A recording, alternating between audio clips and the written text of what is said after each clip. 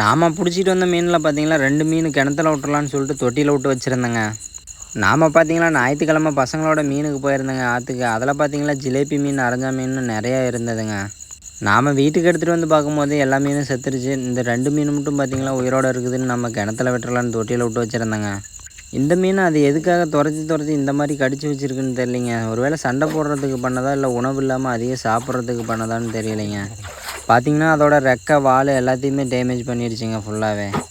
நாம் கொண்டு போய் இந்த மீனை கிணத்துல விட்டால் கொஞ்சம் ஃப்ரீடமாக தெரிஞ்சால் ஓரளவுக்கு ரெடி ஆகிக்குன்னு சொல்லிட்டு பார்த்தீங்கன்னா 2 மீனையும் பக்கெட்டில் பிடிச்சி போட்டுக்கிட்டேங்க. இந்த தடவை பார்த்தீங்கன்னா நம்ம ஏரியாவில் மழை பெஞ்சதுனால நம்ம கிணத்துக்கு தண்ணி வந்துடுச்சுங்க. ஆல்ரெடி கிணத்துல இருக்கிற மீன்களுக்கு எல்லாம் பார்த்தீங்கன்னா உணவு பற்றாக்குறை இல்லாமல் ஓரளவுக்கு நல்லாவே இருக்குதுங்க. அப்படி தண்ணி கம்மியாக இருந்ததுன்னா கண்டிப்பாக பார்த்தீங்கன்னா இந்த காயமான மீனை கண்டிப்பாக அந்த மீன்கள் எல்லாம் சேர்ந்து கடிச்சு கொன்று சாப்பிட்ருங்க.